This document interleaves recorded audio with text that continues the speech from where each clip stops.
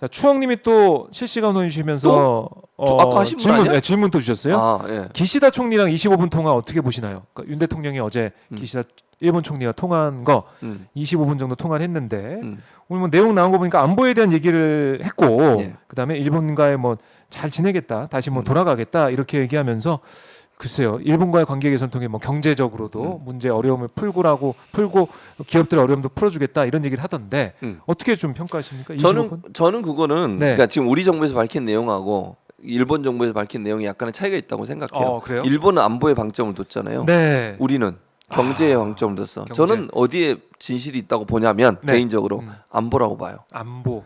군사 동맹 한마디로 얘기하면 안보라고 표현하면 안 되겠다. 그 오해를 군사 동맹. 그렇게 봐요. 그렇죠. 일본의 어떤 욕구 이렇게 좀 반영이 돼 있다. 당연한 거죠. 일본이 왜 전화했겠어요? 일본이 전화한 거잖아. 네. 일본이 통화하기로 해서 한 거로 제가 알고 있어요. 그렇죠. 예, 맞아요. 그러면 그 사람 입장에서는 지금 북한의 미사일이 본인의 열도, 일본의 열도를 지나서 갔어. 불안하지 않겠어요? 아하. 그러면 군사 동맹을 한다는. 근데 이게 잘 생각해야 돼. 군사 동맹을 한다는 건요. 일본의 군대를 네. 전쟁 가능한 군대를 우리가 인정하는 꼴이 돼요. 왜 그 생각을 안 하는 거야? 다 이제 군인들끼리 동맹을 하는 셈이 그리고 되니까. 군사 이번에 그 잠수함 뭐 훈련인가요? 독도 네, 근방에서 했어요. 맞아요. 그때 뭐 일장기만 달고 왔어요? 우길기 달고 왔어요. 있었죠. 우길기. 일본이 무장을 하는 게 물론 대북 관계에서 우리와 함께 힘을 합쳐서 북한의 도발을 막는다는 관점에서는 뭐 긍정적으로 평가할 수 있지만 네. 바로 이웃에 있는 일본이 무장을 하는 것이 과연 우리에게 도움이 될 거냐는 깊이 고민해 봐야 돼요. 그렇네요. 이거를 그냥 단순히 북한이 미사일 쐈으니까 이번이 기회다라고 생각하는지 윤석열 정부 보면요. 네. 일본의 무장화를 거의 그러니까 뭐 이렇게 허용을 우리가 하는 건 아니지만 어쨌든 그냥 묵인해 주는 꼴이 돼버렸어요. 네. 동아시아에서 일본의 무장화가 가져올 수 있는 여러 가지 위험성을 왜 생각을 안 하냐고요. 우리가 지금 판을 깔아주고 있는 셈이 됐어요. 그렇죠. 인정해주고. 네. 지금 현재 평화헌법 바꿔가지고 그러려고 하잖아요. 기시다는 지금. 네. 그리고 전쟁 가능 국가를 만들려고 하는 거잖아요. 지금. 그런 상황에서 우리한테는 그런 피해가 없을 거라고 생각하나 보죠. 일본이 영원한 우리 우방이에요? 그럼 제일 어떻게 보면 무서운 적, 경계해야 될 당연하죠. 적이죠. 우리를 이미 그렇게 볼수 있죠. 침략했던 나라예요. 네. 오래전에. 그리고 사사건건 우리와 관련해서 일본이 사과도 안 하고 일본이 우리나라에 대해서 예컨대 위안부 할머니 문제나 징용 피해자 문제에서 계속 모르쇠로 가고 독도는 우리하고 지금 영유권 분쟁이 있는 나라예요. 네. 그 나라가 무장을 하고 독도에서 만약에 진짜 국지전이나 일어나면 어떻게 할까요? 뭐 그러지 않아야 되겠지만 만약의 경우에 그런 경우가 생겼을 때 일본이 재무장하고 전쟁 가능한 나라가 됐을 때 네. 우리는 그럼 지금 보세요. 중국과도 맞닿아 있지. 북한 있지. 일본 있지.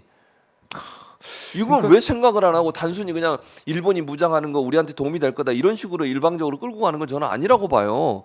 경계할 부분이 있어요. 네, 영원한 우방도 없는 거고 특히 독도에 대한 영유권을 계속 주장하고 있는 당연하죠. 상황에서 그런 상황에서 만약에 진짜 독도에서 함정길이라도 서로 국지전이라도 일어나면 어떻게 할 거예요 진짜 그때 되면 아니 일본을 그렇네요. 자꾸 부추겨가지고 뭐 네. 전쟁 가능한 나라가 만들고 군사력을 더 증강시키고 우리가 그냥 묵인해주고 이런 것이 과연 맞는 건지 제가 잘 모르겠어요.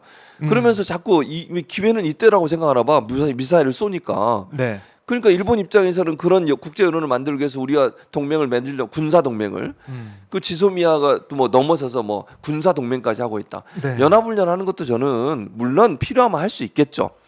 그러니까 우리가 필요할 때 함께 대응하는 이런 거잖아. 적의 적은 적의 적은 우리의 동지 이런 개념인 거잖아. 네. 북한의 도발에 대해서 서로 대응을 해야 되는 상황이야. 네. 뭐 일본이든 우리나라든 그래서 함께 할 수 있죠. 그러나 오늘 항상 일본에서 경계심을 늦춰서는 안 돼요.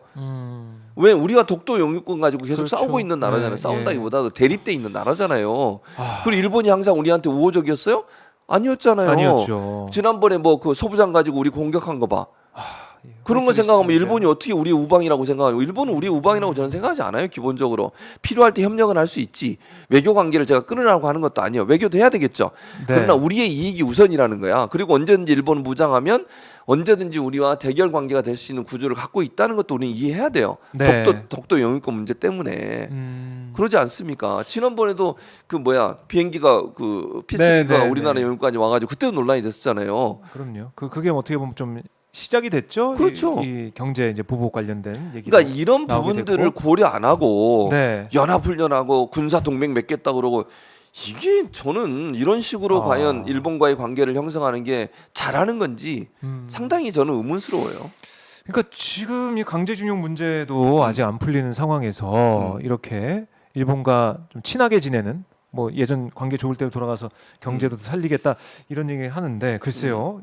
이게 과연 맞는 일이냐라는 평가는 지적은 나올 수밖에 그렇죠. 없는 그래서 거고요. 그 25분의 통화도 네. 질문에 답변을 드리면 기시다 총리가 얘기하고 싶은 얘기를 했을 거고 저는 윤석열 대통령이 뭐라고 얘기하는지 아까 얘기한 협력을 하기로 했다 했는데 네, 거기에 방점을 찍은 저는 느낌이었죠. 안보의 그러니까 군사 동맹의 방점을 찍는다는 거예요. 그래서 저는 위험하다고 생각하는 거예요. 네. 정말 윤석열 대통령이 그러면 그 얘기 기시다가 예를 들면 군사 동맹 얘기하는데 우리는 계속 경제 얘기했겠어요?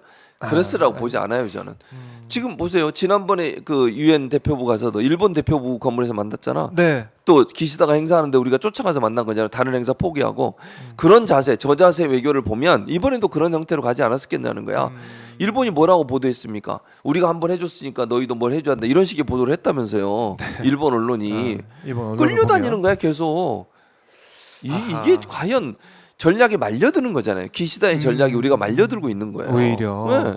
지금 우리가 뭐 조급증을 내고 뭐 그럴 급하게 할 필요가 필요는 없다는 없는 거죠. 상황인데 왜 그래야 되죠, 우리가? 어. 아니 그럴 이유가 저는 없다고 봐요. 그렇게 해서 우리한테 도움이 될 게 뭐가 있냐고요. 끌려다니는 순간 네. 계속 손해만 보는 거예요. 그래요.